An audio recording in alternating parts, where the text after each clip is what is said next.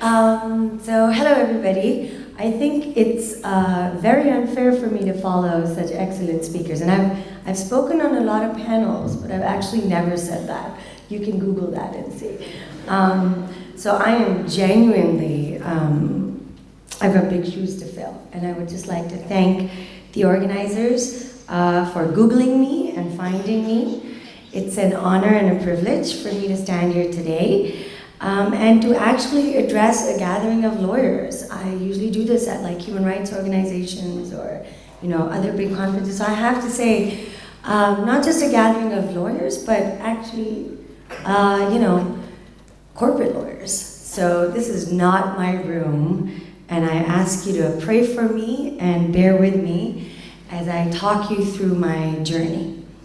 So, I also want to say that I have big shoes to fill in this role because last year, the person that addressed the conference is one of my favorite human beings on earth. And I think that that's another really big pair of shoes that I have to fit into.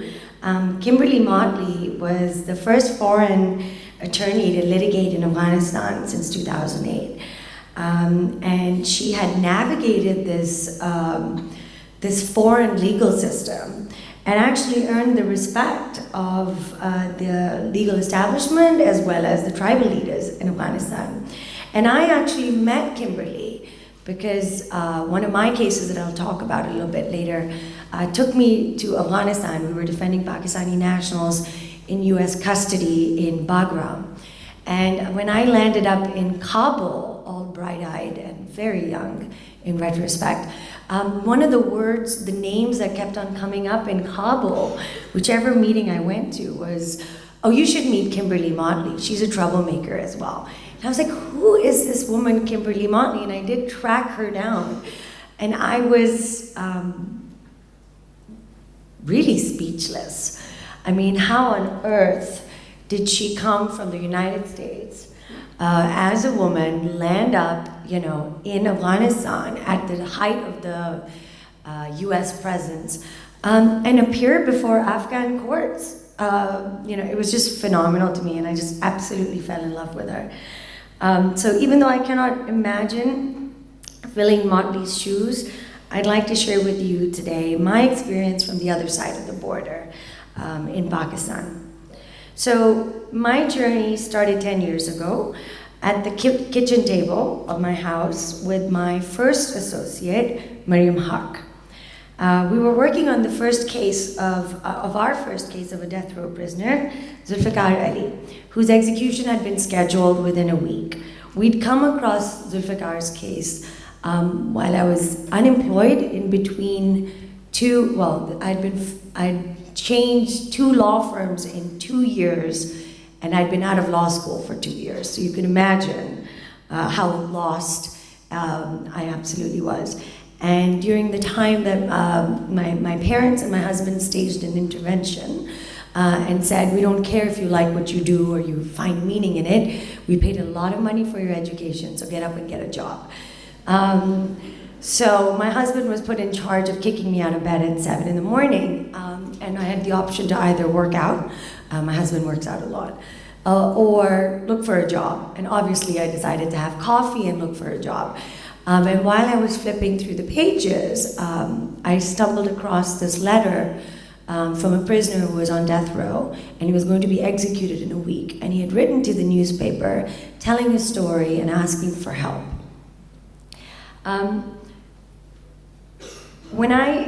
So long story short, there is a YouTube video on this.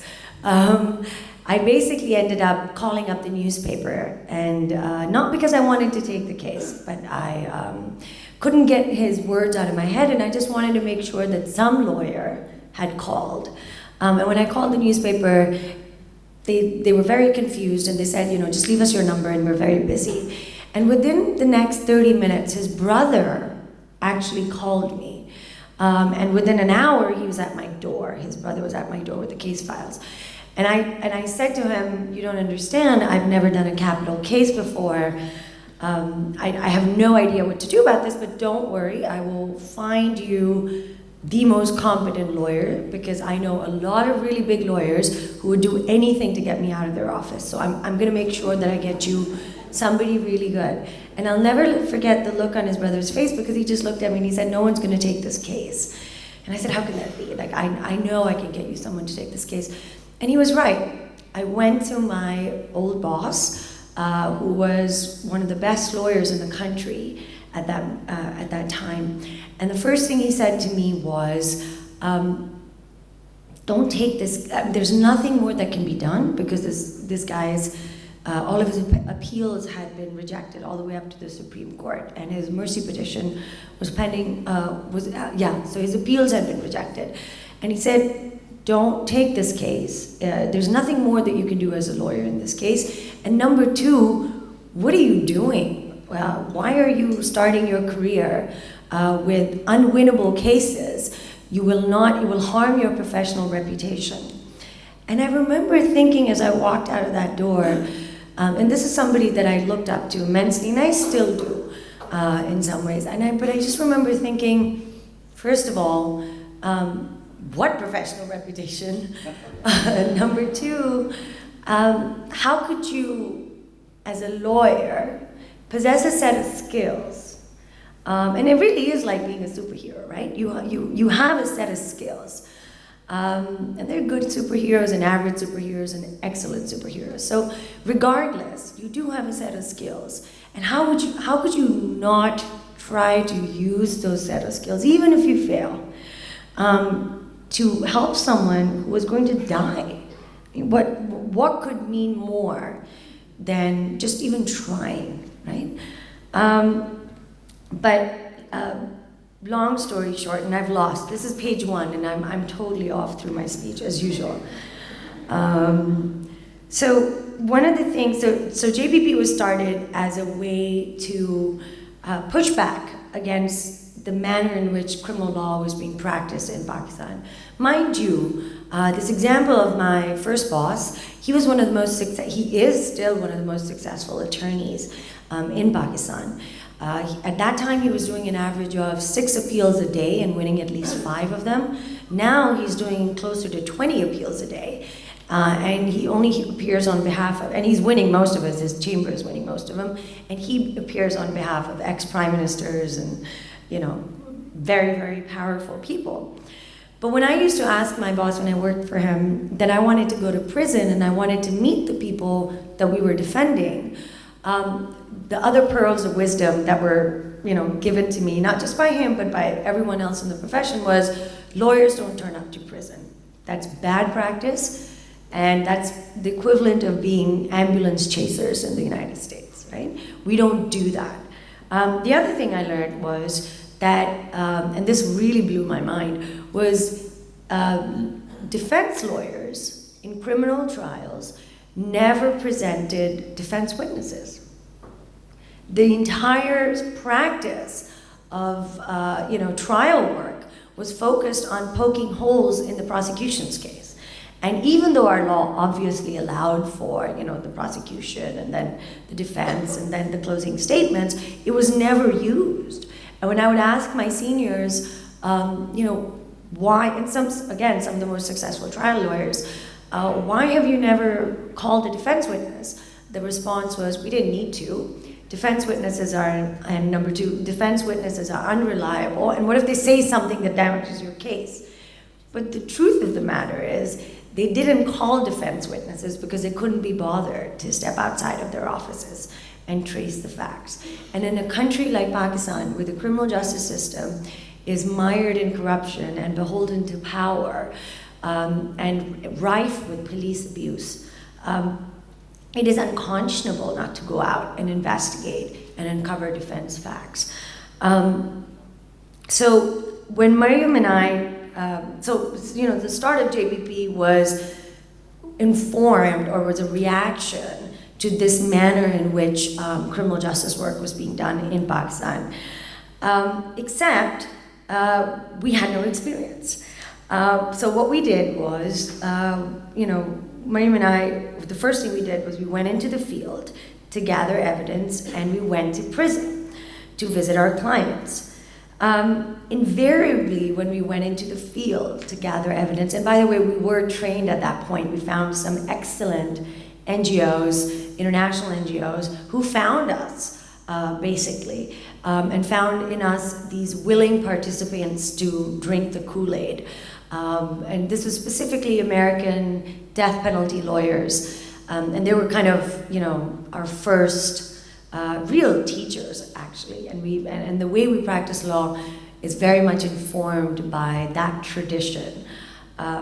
So they taught us how to investigate when we, so we went into the field and we started investigating our cases and visiting our clients.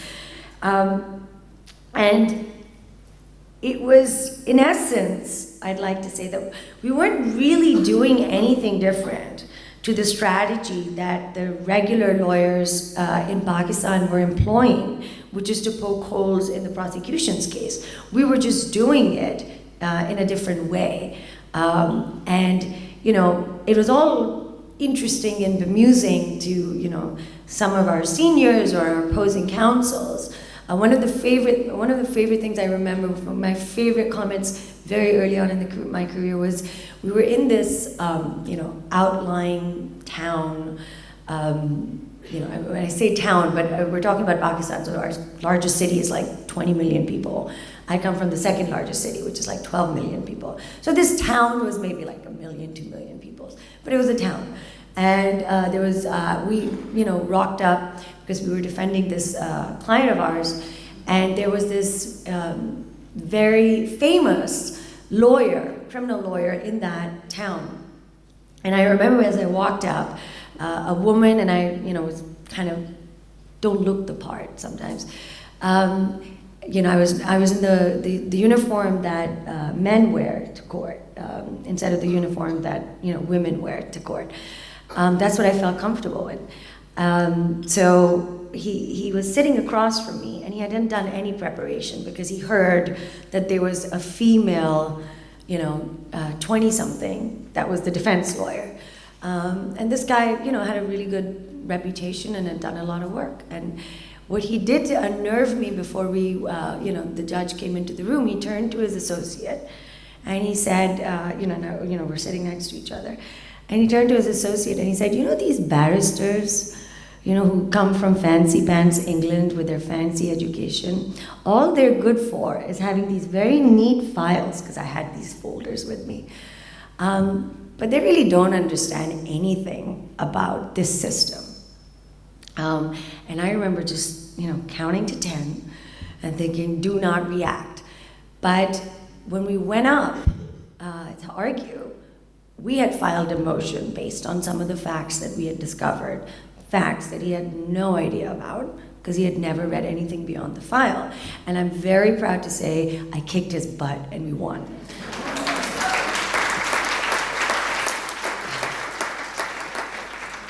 And we won pre-trial. They basically withdrew the report. And that was based on investigation, and that was based on doing things outside of what a lawyer was, what it was proper for a lawyer to do in that kind of old manner of thinking. The other thing that happened is that we became famous in that town. And that something that followed us through wherever we went. So 10 years later, we still visit our clients on Thursdays, wherever they are, because that's the day that you get to visit death row prisoners in Pakistan. And we make sure that we continue to visit them over the years, that we represent them, so that we can, provide them, because our relationship with them and our need to defend them, or our manner of defending them, is something more than just a client and a traditional client and attorney relationship. Because when you are fighting for someone's life, it has to be more than that. This is another thing that a lot of my seniors used to say to me: don't get emotionally invested in a case. As a lawyer, there's a certain amount of things that you can do, and after that, it's in God's hand, it's not on you. And I fundamentally disagree with that as well. I fight harder and better when I am emotionally invested in a case. You can see, just even through this speech, I've gone all over like I predicted, because the stakes are different. But I can assure you that when I'm in court, fighting for somebody's life, when the stakes are the highest that it could be, it's a lot more focused and we get the job done. So I disagree with this notion of lawyers being dispassionate about their cases, because I think it makes us better at what we do when we have skin in the game, and when the stakes are high. And it means something, and it means something for the law, and it means something for actual people, and it means something more for you. I'd like to say that just building upon this theme of what are lawyers supposed to do or not do, coming back to the story of Zulfikar Ali Khan, our first client, when my boss said there's nothing that can be done here, there's no forum that you can go before. The thing that we did was we filed his mercy petition before the president. Up until then in Pakistan, mercy petitions were just one page, written by the prisoner himself, even though the law gave rights to anybody to file a mercy petition on behalf of a condemned prisoner. And so we really, filed an amazing mercy petition with, pictures of his family, of his children, really telling his story through the criminal justice system. And then I used every contact. Back then I was just, nobody, but I used every contact of my husband's, my parents, my bosses, to get to the president, to present his case before the president. And we got as far as the president's official secretary. And I remember I could see the president's office right there. And so, that's as close as we got, but we got the stay. So for that point, we got a stay of execution for him because we went as a lawyer to a place where we needed to represent our client and make an argument to save his life. It wasn't just about being in court. That's not, so this theme I'm going to be talking about throughout my presentation is that, or throughout my talk, is that we, as lawyers, we go where we need to represent our client, whether that's a court of law, whether that's the court of public opinion, or it's before a bureaucrat, or anyone really. This concept, the notion of human rights work, as my fellow panelists discussed, is continuously or constantly evolving. And therefore, the notion of what it means to be a lawyer is also, it should also be evolving. It's no longer a profession of just drafting applications and filing petitions. You have to go wherever you need to represent your client and to get them that relief. The law has never been static. I mean, I come from a common law jurisdiction, as I think most people here do. It's evolved over centuries as the world around us changes as well. So then how can it be that when it comes to our profession, we are constantly told that this notion of a lawyer is what it was 100 years ago, 50 years ago, 10 years ago? I'm here to tell you that JPP, which is our organization, came into being because two women were told, no, that's not what a lawyer does, and that we must do things a certain way if we're to be taken seriously as lawyers. But we built an entire way of practice, and we created jurisprudence in Pakistan because we broke those rules. We do not feel confined or restricted by what lawyers do to maintain their professional reputations. And we carved out a reputation of our own. That is, lawyers who fight to the end to defend their clients and that are never deterred by hopeless cases. The funny thing that happened is that when we started winning these hopeless cases or these unwinnable cases, the legal fraternity, and I use that word fraternity very, I use it on purpose because it's usually the men. They started referring to us as activists, and that was a way to delegitimize the fact that we were beating them in court. So they would say, oh, they're not a law firm, they're not real lawyers, they're an NGO, they're activists. the funnier thing is that now, 10 years later, even the human rights defenders now call us lawyers. So there's this kind of constant shift that goes around in terms of both sides not wanting to really own what we do. And I'd be really curious to know what they're going to be calling us in the next 10 years. But I'm also here to tell you that we love living in that constantly shifting space. There is a power in that we love to, we love to be a part of. So at JPP, we advocate, we litigate, we educate, and sometimes we agitate. In late 2010, when I first came across the case of Pakistani prisoners in Bagram, the case was far beyond the scope and capabilities of anything that we've done. This concerned, Pakistanis being detained in the war on terror in a foreign jurisdiction, which was Afghanistan, but by another foreign power, which was the United States. So what could we possibly do? Well, thinking outside of the box again, and also actually in retrospect, because I did not know anything about international law. I skipped that course during law school.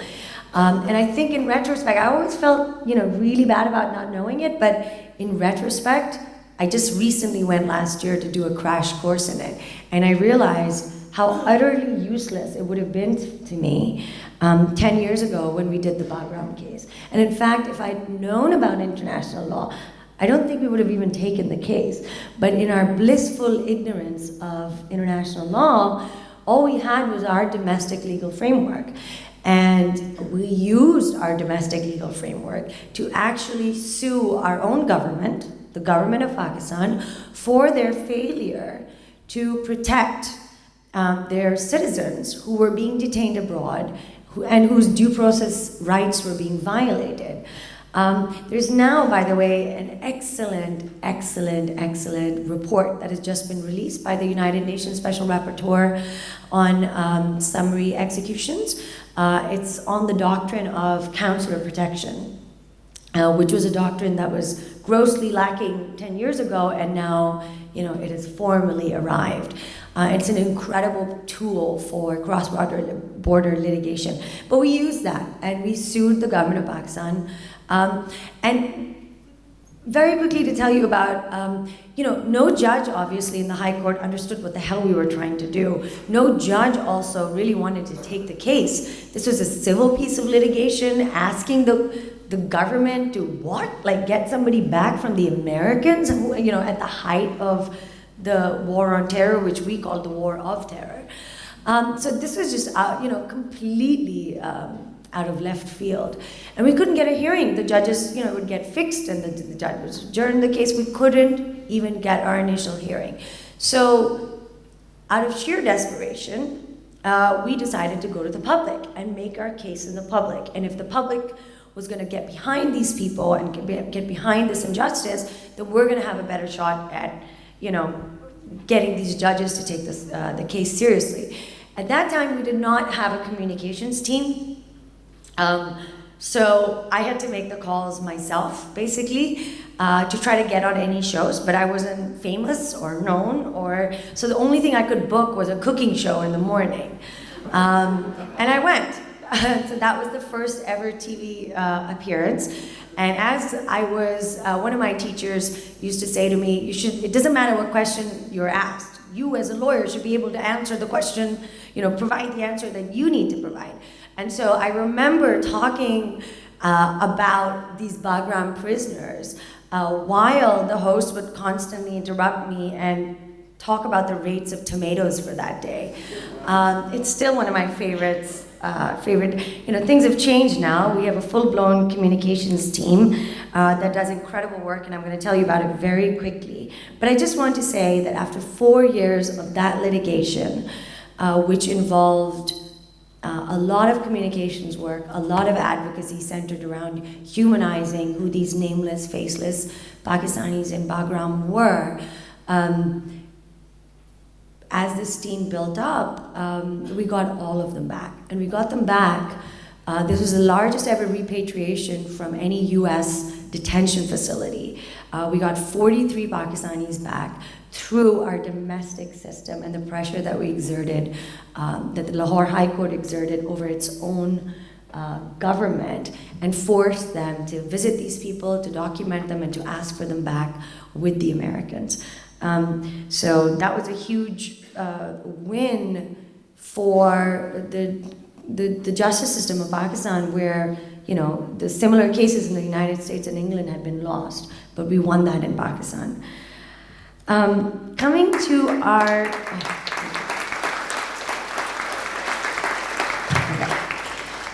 So, coming to our communications team, one of the things that we realized when Pakistan lifted the moratorium in 2014, Pakistan had a moratorium, a de facto moratorium in place for 7 years. And then in the wake of a horrific terrorist attack where 150 kids at an army school were slaughtered, Pakistan lifted the moratorium. In fact, it was the first decision that the state took within 24 hours of the attack. And within 1 year, Pakistan went from being a non-executing state to the third highest executioner in the world. We executed over 325 people in the first year. That's more than almost one person a day. And they also changed a lot of the rules surrounding how executions were done and how quickly they were being carried out. And at that time, JPP was the lone voice in arguing on behalf of people facing the death penalty and pushing back, which was not always appreciated, and there was a lot of pressure on us. But most importantly, it was a very traumatic year for us because we lost a lot of our clients, including Zulfikar Ali Khan, the first client, the reason that JPP existed. The government then banned, unofficially, anything from being televised or carried about who was being executed and how, for fear of creating a debate. And so we had to get creative and use outside, we had to look for other tools that were available to us to really educate the public and to get the public behind us. And what we decided to go to in our sheer desperation was the digital space, as well as arts. And so we designed videos and social media stuff to proliferate information about who was being executed and why. But the most powerful thing we did was that we started collaborating with artists to tell the stories of our clients, whether it was through drama or art exhibitions, you name it. And suddenly you had a bunch of lawyers collaborating with a bunch of all kinds of artists to create content that would get people thinking about these issues. I can tell from the looks on your faces, no one likes hearing lawyers talk on and on and on, and that's absolutely true for the public as well. But when you make those same arguments through art, it's amazing how far you'll get and how people will think.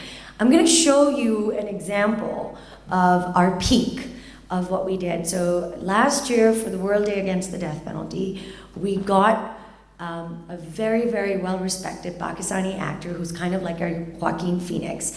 And we recreated an actual prison cell in a movie studio. And we put him in there, and he was based on actually Zulfikar's life. And we traced the last 24 hours of a prisoner's countdown to his execution. And everything in it was according to the prison rules, the Pakistan prison rules. The only trick was, it was all gonna be live, no cuts, no breaks, and he was gonna act for 24 hours live. And there was a vague kind of general outcome script. The other thing was we couldn't afford TV time, so we decided to stream it live over the internet. I forgot to give you the secret hand signal. Do we have the video? So yeah, so this is what happened.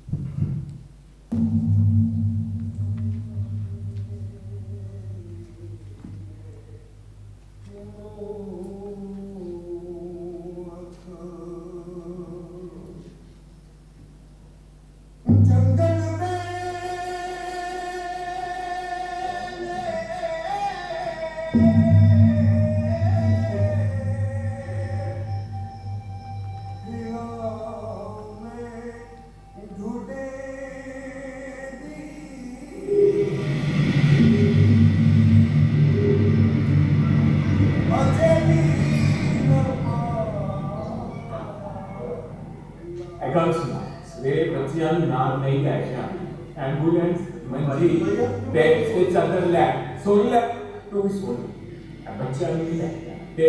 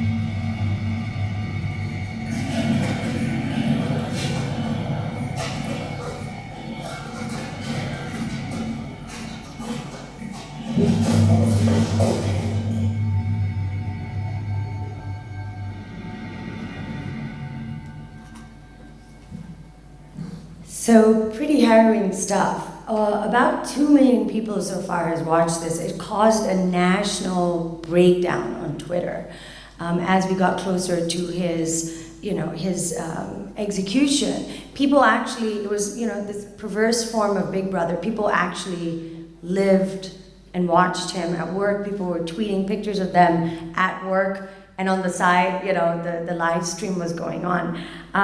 But I screened this to give you an example of how powerful art can be to actually, do some of the things. I've worked for 10 years, I've talked about the death penalty, and all of the things that you saw in there, whether it was, how dehumanizing it is, how it is not the same as somebody being murdered in cold blood, waiting for someone's death, waiting for your own death is the worst form of torture.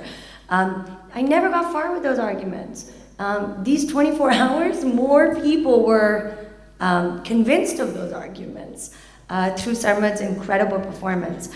I've run out of time. There were things that I could have talked about if I stuck to the script. One of the things is that we've developed an application. So I was really happy to hear that you guys are doing the same, that connects death row prisoners with lawyers who get to actually just download all of our templates and all of our checklists and be able to go to court within 1 hour with all of our arguments and all of our research and everything. It's now turning into something a bit bigger because other firms and law firms are now using this as a digital legal marketplace. And we've also created a Technology for Justice Forum, which was a way to bring all of the other people working in law and tech in Pakistan onto one platform. I'm gonna end with saying that for me, being a lawyer is about overcoming constraints and limitations. It's about building impactful partnerships across borders and being trained in communications to argue for the rights of your clients before any forum. In short, what I'm trying to say is that you need to be much more than just a lawyer in court.